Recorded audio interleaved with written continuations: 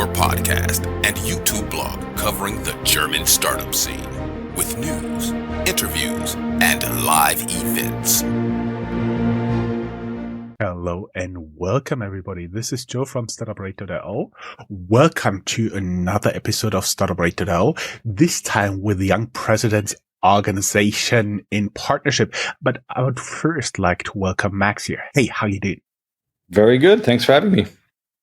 You're very welcome. You are right now recording from Switzerland, but you're a German guy and you originally built up your company with headquarters in London, right?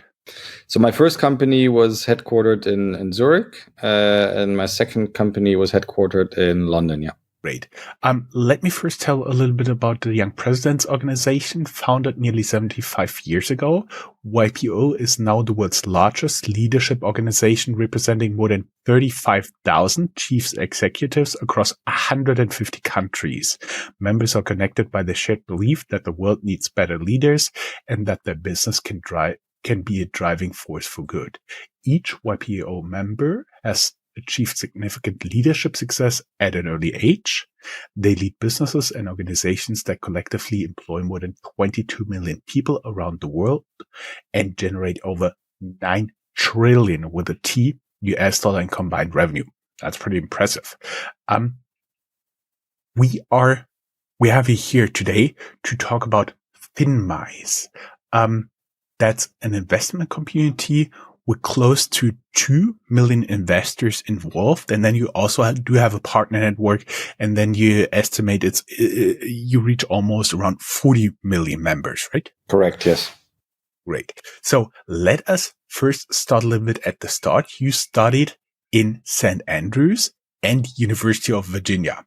Can you tell us a little bit about the studies and did you play golf somewhere? So I studied in St. Andrews. As you say, it's the home of golf. Unfortunately, I never really made use of it. I played once on the old course, and that was it. In hindsight, that was a big mistake. I should have taken advantage of that way more. But I studied economics and international relations. Those were the two areas I was interested in. It was also kind of interesting for me, a little bit of left brain, right brain. Economics was very mathematics heavy, and then international relations was very, word heavy. And then I did a year abroad in the US, studying at the University of Virginia, same subjects, which was always a dream of mine to study in the US for a while. I went to, in Berlin, a German-American high school, and so I always had this connection to the US, and was able to do both thanks to the University of St. Andrews. And you so basically you studied there, you went through a few different positions, but what is most of interest for me, you co-founded deindeal.ch, meaning yourdeal.ch. It's a website, an e-commerce website in Switzerland. It was at one point the largest independent e-commerce platform in the country. And at the time, it was the fastest growing startup in Switzerland. And you also, that's another interesting part, exited it with around 100 million in annual revenue 3 years later. Can you take us through the story? Yeah. So maybe I'll start even earlier. So when I was first of all, I'm part of the generation that is the last generation that remembers life before the World Wide Web. Me too. Yeah. And so I very much remember the day where my parents got access to the internet through those 56K modems, etc. And it completely changed my life. And I knew I wanted to do something with the internet. I was always in school. I was the kid who had a website first, and all this stuff. It was always something I was really fascinated by. The reason why I mentioned this is I was never really planning on becoming an entrepreneur. This was the way to go and work on the internet, because back in the day there weren't that many, certainly not in Europe, there weren't that many startups or internet companies. My last year of studying in my undergraduate, I did an internship over the summer at eBay. eBay back in the day was like a really big platform. They owned mobile.de, etc. And it just reminded me of how much I loved the internet. Before that, I checked out, banks and consulting firms, etc. But that final year just really reminded me I love working on the internet. It's just the most exciting thing you can do. And so when I came out of university, I was basically looking to just work on an internet project. And a few folks that I knew in Zurich, they were starting this e-commerce business, and they asked me if I wanted to join. And without really thinking about it too much, I just said yes. And I moved to Zurich, and I started the firm with them. And we started off as a daily deal platform, and then later transformed that into a full-on e-commerce business. We had our own warehouse, our own inventory, and to this day have basically transformed it into a full-on e-commerce business, and then sold that to one of the largest media houses in Switzerland. And then interestingly, I saw a press release a couple of months ago.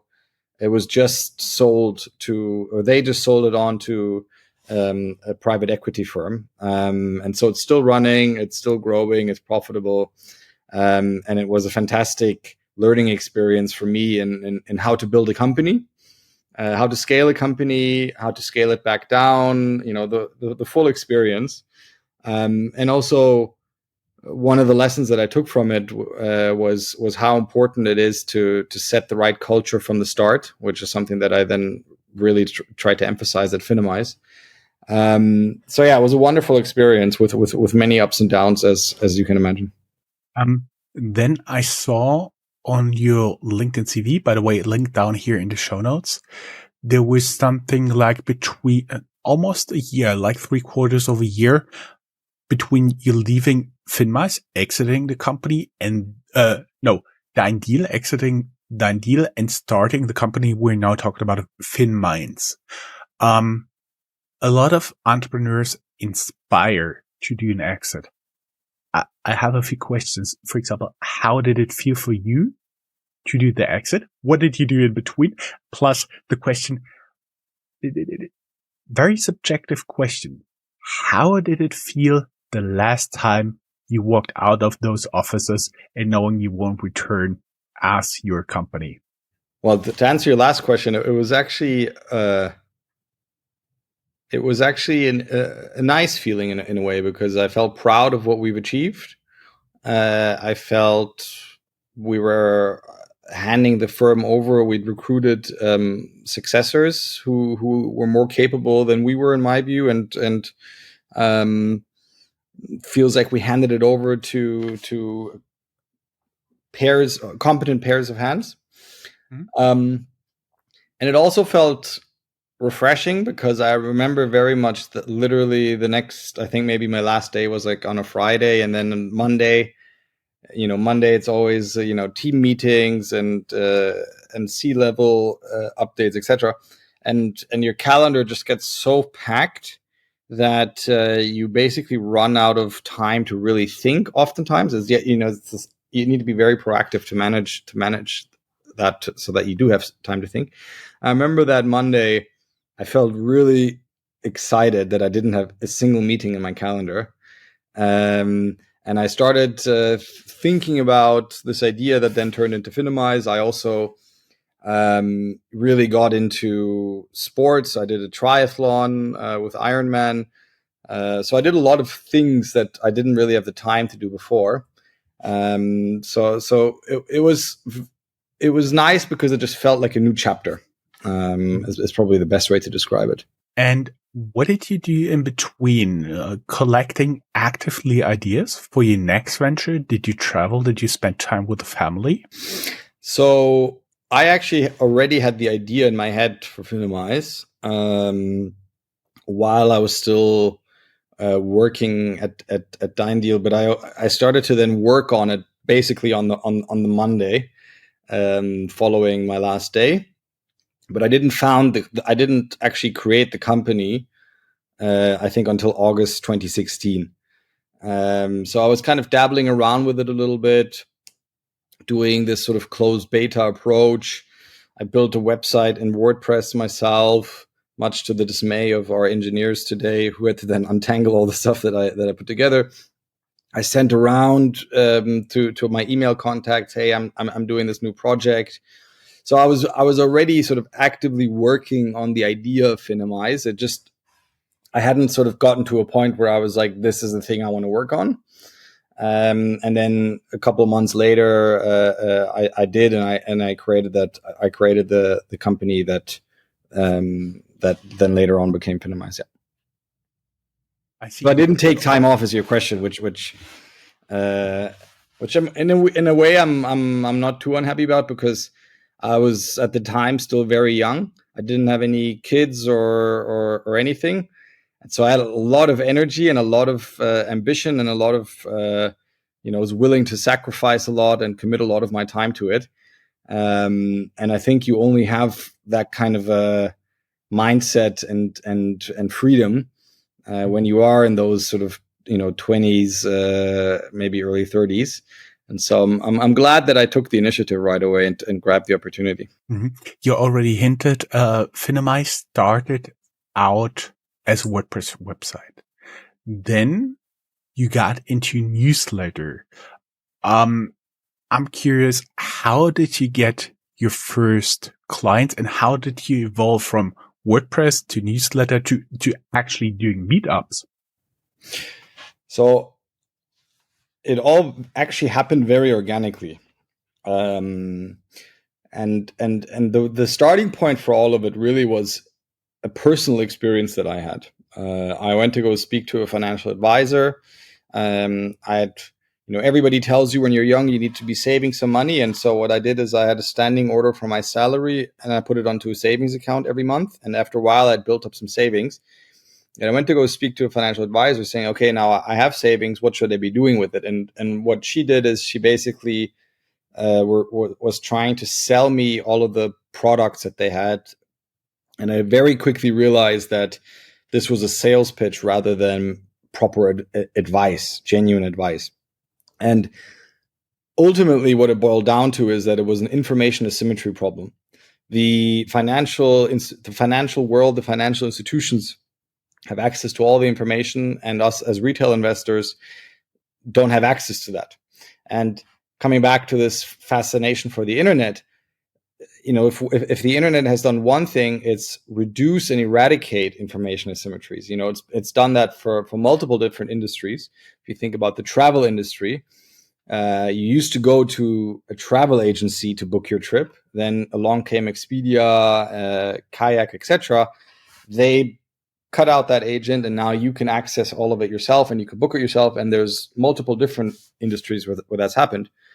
And so I thought, okay, well, this also has to be possible in the world of financial information. We should be able to give everybody access to this world of and universe of financial information, and that was sort of the starting insight.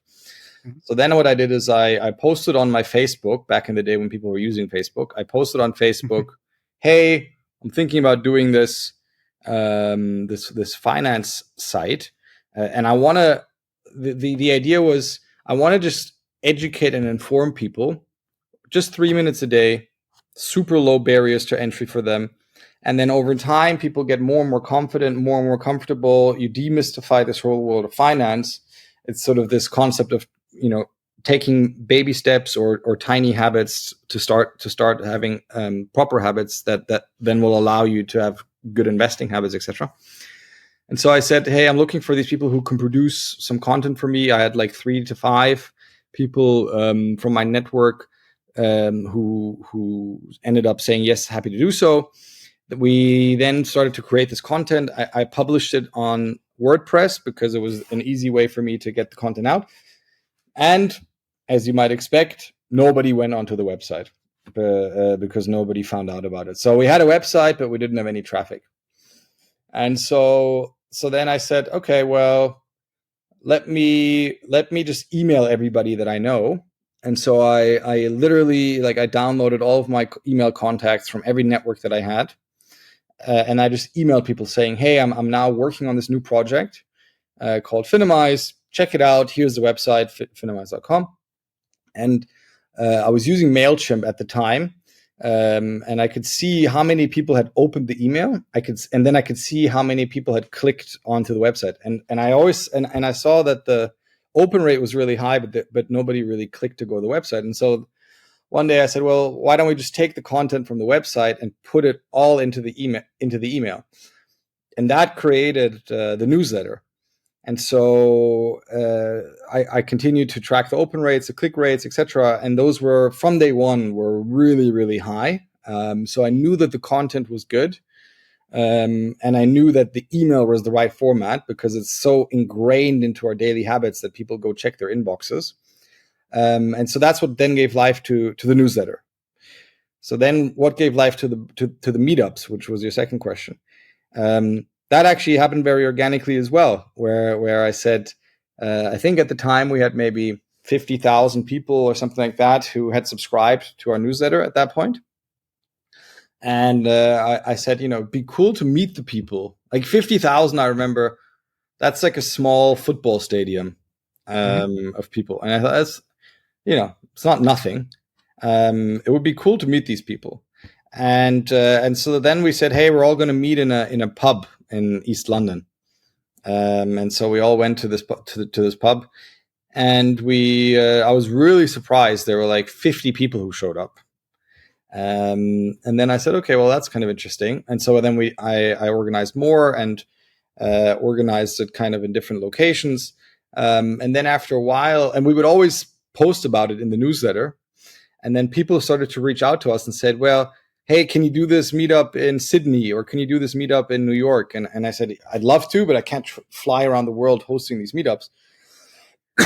And so if you want, though, you can host it. And we created this ambassador program where people could apply to become a Finimize host, and they could then host the meetup in their city. And that just really then took off. So we were basically hosting a meetup on average every single day of the work week, in all over the world, like in Lagos, in Sydney, in LA, everywhere people were hosting meetups. And it just became this kind of movement that was really, really powerful.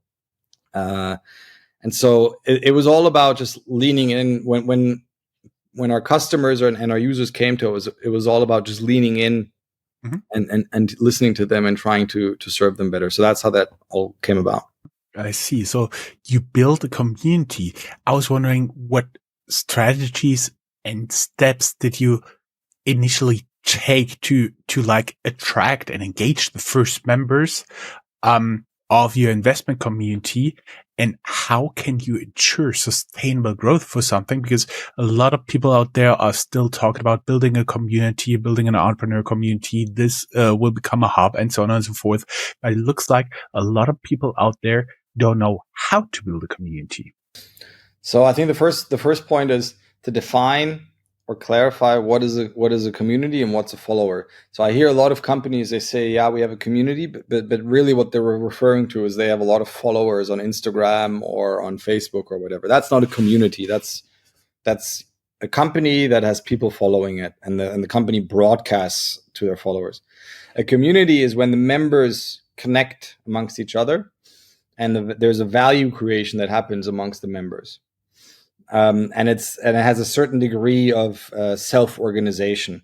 There's a different spectrum of how self-organized it can be. Like if you think about like a Reddit community, they basically don't have any rules, and you can just publish and do whatever you want. Then you have maybe more strict ones like, for example, Weight Watchers or Alcoholics Anonymous. Those are also communities, but they have very, very strict guidelines. We were probably somewhere in the middle, where we gave people a lot of freedom, but we were very strict on who we let in as a host and what they were able to do. So we had a real playbook that we would give them. And so the way that we did it is we would always have this roster of ambassadors. They would apply to become an ambassador with us. We tested for a while if we could pay them, to then see if we can get more hosts and more ambassadors. And what we realized is that it actually didn't work. So people had to be genuinely interested and intrinsically motivated to doing this. And then so we would have this roster, and then we basically designed this playbook, and we have community managers who work at Finimize. And those community managers would essentially just manage the hosts and make sure they understand the playbook, make sure that they understand how to run a meetup, make sure that they get good guest speakers and stuff like that create value at the events. And then really cool things happened. Like we had an Indian host. Just to give you maybe two examples, we had an Indian host who oftentimes people ask me, who are these people? He was working at JP Morgan in India, and he was so interested in what we were doing at Finimize that he decided to go on a road show through India. So he went to 3 different cities in India to host Finimize meetups. All, we don't pay, we don't have any kind of budget. It was all 100% organized by him. And then we had another community host in Hong Kong during the Hong Kong riots.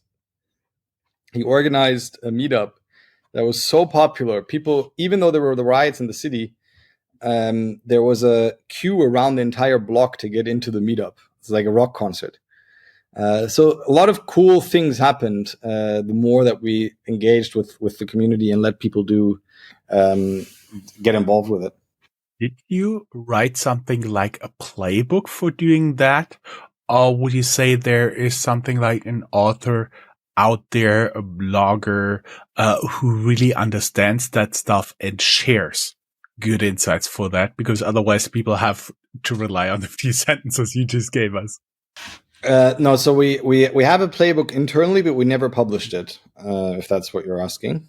So it's not public. Because to a certain extent, I guess that was part of the secret sauce of how we did it. But I think at the end of the day, it's also not really something that you could duplicate or replicate, because it's very much depends on the vertical that you're in and the people that you're working with. I think at the end of the day, it's just, building things that people will think are cool and that they want to get involved with, and then figuring out what's the best way forward. And I think that's how I would do it. I think the thing maybe that I could that works for everybody that I would say was important is this. It's been talked about a lot, this concept of doing things that don't scale. So in the beginning, for example, some of the first couple hundred users or couple thousand users that signed up to Finimize, I signed up personally on my iPhone by going to university campuses. And I would just literally stand in front of the library and I would say to people, I would give them a 10-second pitch on what Finimize is, and then I would have them sign up on my iPhone. And over time, then, we started to get more and more people to do what I did. But things like that, when I tell the story now to other founders that I meet, they think it's crazy that's something that they would spend their time on, but that's stuff that worked. So it's starting off with things that don't scale, and then once you see that it works, figuring out how can you now scale it to a larger audience. What were like the biggest challenges that you faced in building and especially scaling your investment community? Because it's always pretty tough to scale a community. And did you learn some crucial lessons there? Yeah, so we had the classic experience of we had to always find new growth channels. So it was not that like one growth channel got us from 0 to 2 million or 0 to 1 million or 0 to 500,000 even. Like we genuinely had to go and okay, so the first ones I just described how we got the first couple hundred. Then I found some bloggers who would blog about Finimize. That gave us a couple thousand. Then I started to find other newsletters, and we did some partnerships like barter deals. Hey, if you talk about us, we'll talk about you. Then that gave us, and over time, those partners got bigger and bigger and bigger. We had a big partnership with the Financial Times at one point where we had like a full ad in the print version of the Financial Times, and in return, we promoted the Financial Times and Finimize, and stuff like that worked. And then once we've gotten to a couple 100,000 or maybe even 1 million, then we started to do paid marketing as well. So up until that point, everything that we did was zero paid marketing. We never spent a single dollar or euro on any kind of marketing. It was all non-paid. But we'd always have to find a new growth channel, because once a growth channel worked, after a while, it just the percentage increase, or the sort of the marginal increase, just wasn't meaningful enough anymore, right? So if you would have a partnership that would get you maybe 500 signups, if you're at 1 million signups, getting 500 is not really worth your time anymore. So you need to find a different distribution channel that would get you access to maybe 50,000. And so it's this constant reevaluating and searching for new distribution channels. Would you recommend a new entrepreneur also to try at first to scale without paid advertising, paid marketing? Because if it works unpaid, it'll work paid as well, but it doesn't necessarily hold true the other way around. There's other founders who I know who did paid very early on. And I think maybe then you increase the velocity of your product development, because you get learnings faster. On the flip side, you also, doing paid marketing, especially today, it's very competitive and it's a discipline of itself. So I think you can really go down the rabbit hole of doing paid marketing, because maybe your CAC isn't the right one, and then you try to optimize it, and then all of a sudden you're spending 80% of your time on doing paid marketing. And so if you do the non-paid channels, it's more hustling. It's more creativity involved, but it's also, I think, a more durable way of building the business, because as we all know, you just cannot be dependent on paid channels. And sometimes what I witness with founders who just start up a new business is they immediately go to paid marketing. That's distribution is paid marketing in their head. And I think that's the mistake. And sometimes people aren't willing to hustle. I literally, like I said, was standing in the rain with an iPhone in my hand to sign up people. That's, I think, the kind of hustle that can allow you to grow without spending money. And sometimes that's necessary. That's actually a picture that'll stick. When somebody asks me about what do you remember from the interview from Max from Finimize, I say, well, I imagine him standing in front of a library in the rain, holding up his iPhone, giving 10-second pitches. And it was like that. Like, we were at a university, and they came to us and kicked us off the campus because they said we don't have a permit to be on there. So there's a lot of fun experiences there. And one point is to get new members of your community.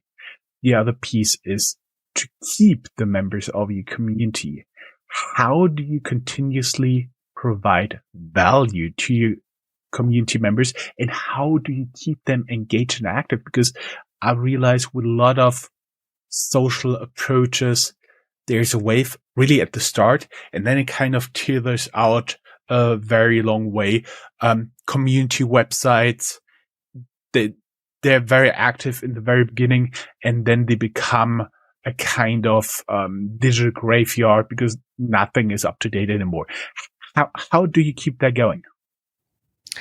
I mean, for us, it was all the starting point for us was always the content. So the content that we produced in-house, that we then distributed through our newsletter, and then later on we distributed it through our app and through our website. That was what got people in the door. So we always had this thesis of come for the content, stay for the community. And so people would come in, and because they were genuinely finding value in the content. Because what we were doing, and what we still to this day are doing, is we're creating high quality investing information at an affordable price point. So before Finimize, there was two options you had. One was you could buy a very expensive subscription of Bloomberg or something like that, and you could get access to high quality investing information. That's prohibitively expensive for most retail investors. The other option is it's free. You go to free channels like social media, or maybe on Google you'll find something. But the problem with those is on social media, there's a lot of junk out there. And for the Google searches, you're going to find content that's monetized through affiliate links, and so it's never going to be unbiased, and it's never going to give you genuine, real, high quality information. And so we always want to be high quality investing information at an affordable price point. And so because of that, people came to us, and then we said, all right, now you're part of a community. And so one of the things that we always found in the product was, if we can get someone who consumes content to engage with the community, they're 3 times more likely to be retained. So that's why this thesis of come for the content, stay for the community has always been this guiding principle of Finimize. I'm not trying to bother you with individual questions about different stocks right now, because I don't think that makes sense, especially seeing our publication calendar, which is jam-packed already. And there is more than a month between the recording and the actual publication. So we're now in early August, but can you give us a little bit broader overview of what we see right now as the investment climate, especially turning to equities in Europe and the US? Because on the one hand side, you had first Corona, then the Russian invasion, then the inflation following it. Then you had the AI hype where the big companies, especially Nvidia, pulled ahead way above all the others. And now there seems to be this hype is teetering out, and what's next? Or does it make a comeback in fall? I think it was maybe Warren Buffett who said, if someone gives you a forecast, it tells you more about the forecaster than about the forecast itself, i.e., nobody's able to forecast what will happen. And so if you think about the biggest investors and the best investors in the world, whether it's a Warren Buffett, or recently I saw an interview with the founder of Co2, the private equity firm, who the founder also said, when asked what's the forecast, he said, happy to give you a forecast. And I know for sure is that my forecast will not happen. And so with that disclaimer, it's at the beginning of the year. So we hosted maybe that's an interesting starting point. We host every year in December, at the start of December, we host the largest retail investor conference in the world online. Last year, we had Ray Dalio and Jamie Dimon, the CEO of JP Morgan, as our keynote speakers. And I asked them all both, where are things going, et cetera. And Jamie Dimon was the one who was probably the most skeptical about a soft landing in the US. It does seem like now we are achieving the soft landing. Today, on the day of the recording, the Bank of England cut their interest rates for the first time since the pandemic. The Fed this week has indicated that they're going to likely also cut their interest rates in September. And so it does seem like the soft landing is happening. On the flip side, a lot of the growth, as you said, has been happening through these tech stocks. And so if you were to take the S&P not weighted, but actually equal weighting, i.e., how many companies there are of the 500, you get very, very different results, which shows you that this weighting really goes in favor of the tech stocks and probably distorts the picture of how the financial economy is doing, i.e., the other firms are not doing spectacularly well, but the average is being pulled up or pushed up because of these tech stocks. And so I guess there's a question of, how much of this was, how much of this tech run, bull run, will cool down. I think this week, Microsoft reported earnings, disappointing cloud results. And so perhaps there's a cooling down, but it seems like we're achieving a soft landing, perhaps a little bit of a bubbly feel to all of this that might cool down. And then I guess we'll have to see what's next. Talking about what's next, you exited with Finimize to, it's pronounced Aberdeen, but it's spelled ABRDN, all in non-capital letters. I was wondering, what was the point they approached you? Was it just the right time you were looking to exit?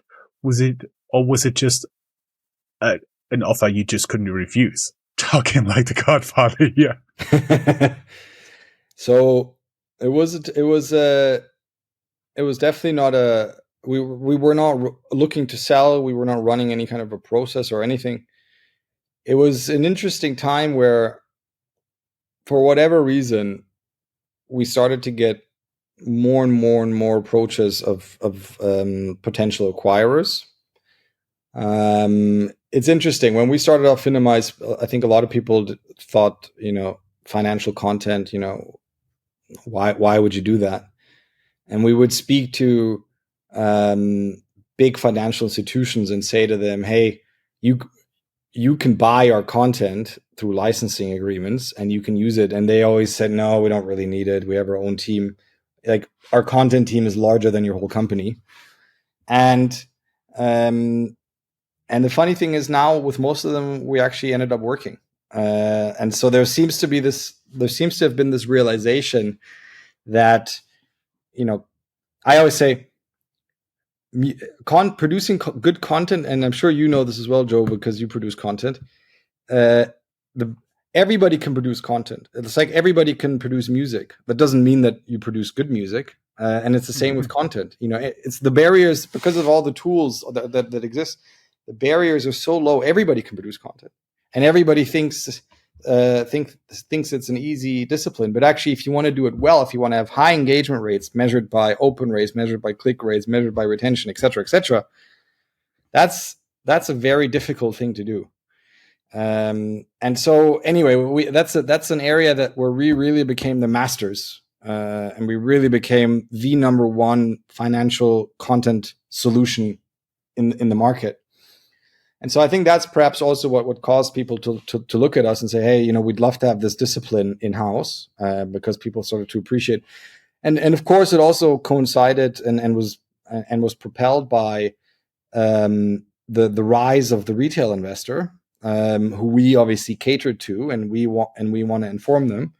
It started off with new tooling, robo-advisors, brokers, etc. And now you're seeing it continue where BlackRock, Apollo, all those guys are basically saying, for us to achieve our AUM targets, we need to get the retail investors on board. Otherwise, we can't get it. Institutional isn't going to cut it for us anymore to really get to that next scale level. And so I think that's perhaps what drew a lot of people to us. And then Aberdeen specifically, made sense for us because we were able to grow our B2B network through them. Because obviously they have a huge client base in the financial world. And we can say, hey, because you're an Aberdeen client, you now also get access to some of the Finimize solutions, etc. And so it just made sense, number one, in terms of what we wanted to achieve, what they wanted to achieve, and then build a future from there. I haven't seen a price. Did you ever disclose the price tag of the acquisition? No, we did not. No. Mm-hmm. When you've been talking, I've been writing down two pieces. When you say you're talking to a big company and they say, well, our content marketing team is bigger than your whole company, I would have replied, well, that's a hint, you can downsize them. Yeah, true. I'm sorry, that was pretty mean. And AUM, for everybody who's not from asset management background, it means assets under management, yes, which is a crucial size for an asset manager. It means how much money from other people they are managing, administrating. And it's depending on what kind of investment you do, it's very crucial to how much money you can earn, because usually the fees are calculated in a percentage point of those assets. Correct. I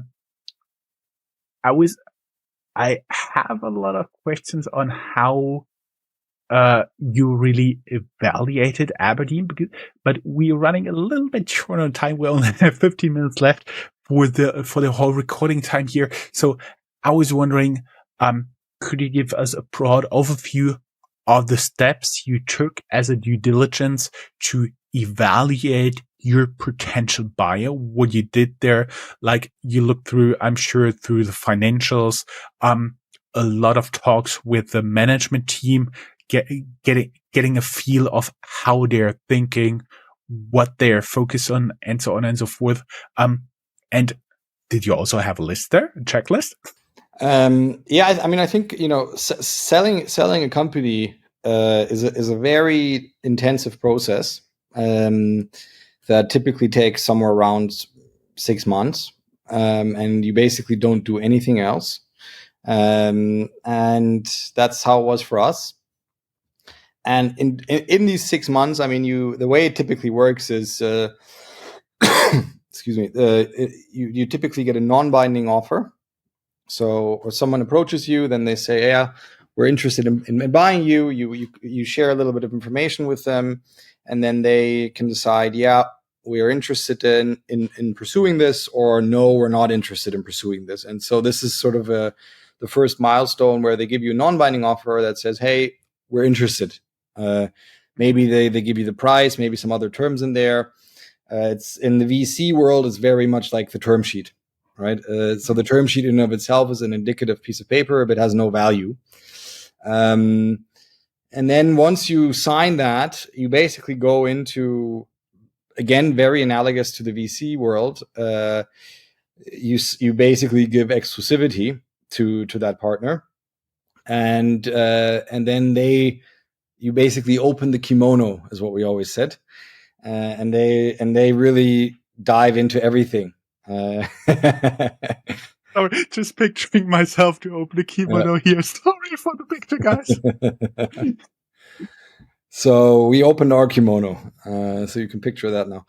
And as in doing all of this, you get to know each other, obviously, because it's not just you don't just obviously you have a data room and you have a lot of meetings and work, but you also go for dinner with the people that are looking to buy you. They want to get to know you personally. You want to get to know them personally, and you see, is this a fit or not? And so I think that's really how the whole thing develops, and how you get a feel for the other side. And this obviously goes both sides, right? So that's how it worked. I'm sure there are a lot of checklists out there to do something like that. But as I said, we ran a little bit short on time, so let us go into our outlook. You always been talking about financial content here. What do you offer for fintech, financial services companies? Well, maybe for fintechs, because they don't have like a pretty big content team there. For what could they get from you? So what we offer to enterprise clients or B2B clients like fintechs or financial firms is an out-of-the-box solution for financial content that where the library spans from daily financial news, weekly financial news, insights, research reports, educational guides, the full suite. We produce something like 80 to 100 content pieces every single day in 29 languages now. And the reason why B2B clients work with us is because they use our content as an engagement tool for their retail investors. So we work with some of the biggest banks based out of the US, some of the biggest asset managers based out of Asia, and then also young startups who understand that content will help A, be an acquisition driver, and B, be a retention driver for their product. And with us, you get it all out of the box. It's tested. You know that it's engaging because we collect over 1 billion data points every year from our own community to make sure that our content does resonate. And you can either pull the content through a self-serve platform or through our API, and worry about building the rest of your product and making sure that you're best in class for when it comes to content. For this, I assume you're not only using AI, but also people. Are you looking for talent? Yes, we're always looking for talented people to join us on this journey. I would say specifically in the business development sales side. So if you're interested in selling solutions to financial institutions, reach out to us, as well as on the content and engineering side. I would like to close with 2 questions for you personally, because you're a serial entrepreneur. You already made 2, assumingly pretty good exits. What would be the next steps for you? I mean, right now I'm very much focused on continuing to grow Finimize and specifically get our enterprise business onto the next level. We obviously have our B2C, but one of the key focus areas for us has been B2B. And what I will do beyond that, honestly, don't know yet. I'm not the kind of person who has a grand master plan. So when I did the e-commerce business, never would have thought that I would get into retail. At our online retail business, I built up the whole supply chain warehouse side of things. Up until that point, I've never even stepped foot into a warehouse. So I would have never thought I would be in retail. Equally, finance. I would have never thought I'd be in finance. And so when I see something that interests me, I try to lean in and I try to give it 100%. And then hopefully good things will happen. And so that's how I've been leading my life, approaching it. And as a result, I don't know what will happen. And the final question, you have demonstrated a pretty good sense for business with what you did, right? So I would be curious, as a closing question, if you would start a business like today or in the next few months, what kind of business would you be looking for to start? That's a good question. I mean, I think the number one thing that I think has been a driving force also for Finimize is from day one, we had a very clear mission of here's what we're trying to achieve. I think that historically, that's been more of an American approach to building businesses.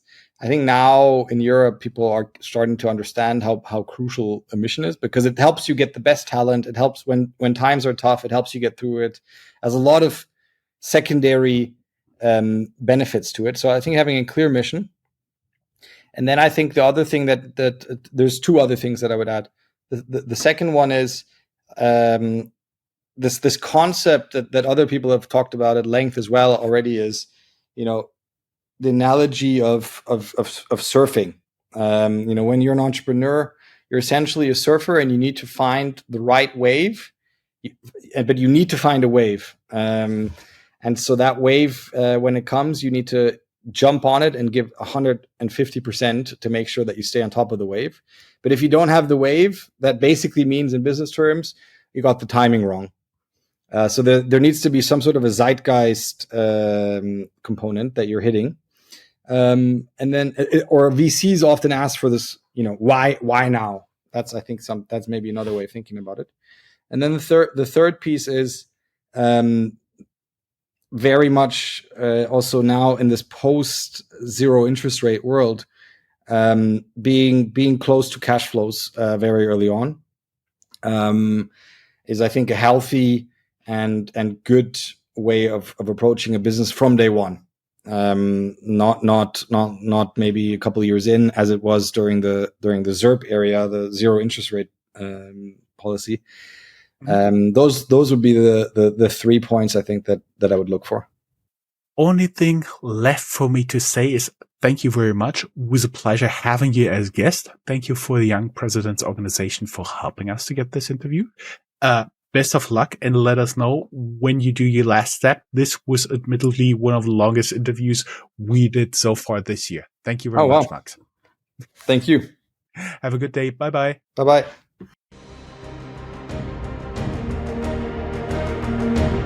That's all, folks. Find more news, streams, events, and interviews at www.startuprad.io. Remember, sharing is caring.